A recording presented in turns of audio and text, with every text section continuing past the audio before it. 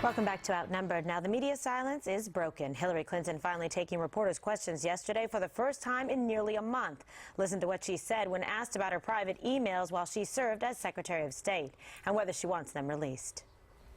I have said publicly, I'm repeating it here in front of all of you today, I want them out as soon as they can get out. But will you demand it? Will you demand it? Well, they're not mine. They belong to the State Department. But one columnist says the rare news conference still failed to address what he calls Hillary's credibility gap. The national journalist Ron Fournier writing, quote, "I don't believe Hillary Rodham Clinton when she says that she has no control over the release of her State Department email. I don't believe her because a person's actions are more revealing than words.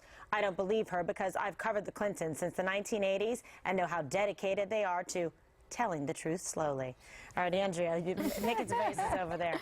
Clintons, if their lips are moving, they're not on Truth Serum. Like the song, right? Yeah. Your lips are moving, you're lying. Okay, the credibility gap, not only did she not address it, she made it worse. I mean, that was not a press conference. If I were advising her, I would say, you know what?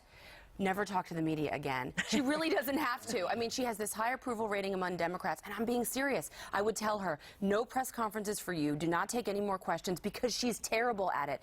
I mean, Kimberly, she lied I don't know how many times in that press conference yesterday, multiple times. She has control over her emails. She deleted thousands of them. She could have turned over the server. Now it's a war between the Obama administration and the Clinton camp, which, again, I do not think is a place that she wants to be. I would have agreed with you before. Why try to fix something that's not broken? She's still polling well, even though she's been in hiding and not talking to reporters. But I think the build-up to these actual statements that she finally made to the press put so much weight on her answers that there was no possible way she was going to say anything right yesterday. And I think that's the problem.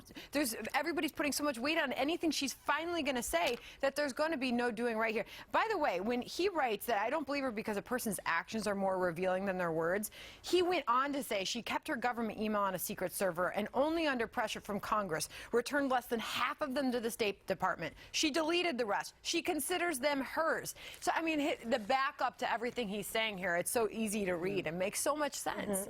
Yeah. Okay, Mike, what do you think about this? I mean, she knew what she was doing. She knows they don't have the good ones, right? Yeah. She's like, oh, I'm telling him to release them, etc. But she did a deliberate act, consciously knowing that she was destroying evidence, potentially emails that she should have given to the American people who are paying her salary. Right. It's God bless people that can watch her say that she's so frustrated about how slow it is getting these emails, and I just want to get them released. I'm just so mad about this whole thing. God bless people that can watch that and still pull the lever and vote for her in 2016. I don't understand it. But we've seen this. We're able to suspend disbelief. It's like in 2008 when we thought, you know, it's all good getting somebody in the office that has no managerial experience or experience running anything, and it's just good enough to have, form over substance. And now we're getting, you know, Clinton, and the drumbeat is, well, look at all the substance that she's got. She's going to be great. But we also know from all these years that what do? They obfuscate. This is what they do. So I don't have a lot of hope. I'm very cynical when it comes to the political process in this country. I think unless we get term limits and campaign finance reform, we're never ever going to get really top-notch candidates. We're not going to get big brave decisions because those two issues, campaign finance and term limits, that's key.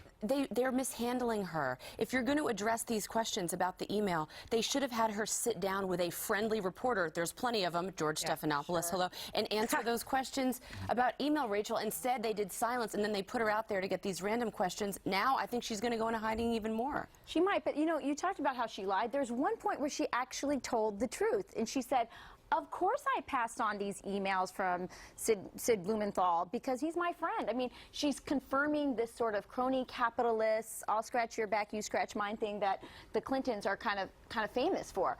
I think the concern here is that in the end, she's going to have to rally the same coalition. We talked a little bit about this, Sandra, this morning on Morning Bell. She's going to have to rally the same coalition of young people, of minorities that Obama had.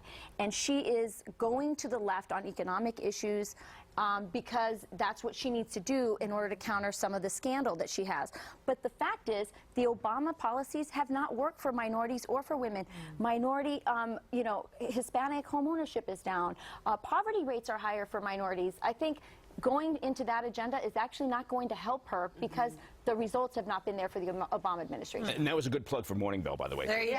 There you go. Well done. Done. Yeah, all right, a lot of friends on this couch. Speaking of politics, a revealing new poll on what Republicans think of their field of 2016 candidates and why their answers could be bad news for Democrats, including Hillary. And one possible Republican candidate taking on the conventional wisdom that says a college dropout can't make it to the White House. Why Governor Scott Walker believes the lack of a diploma on his resume is a big plus.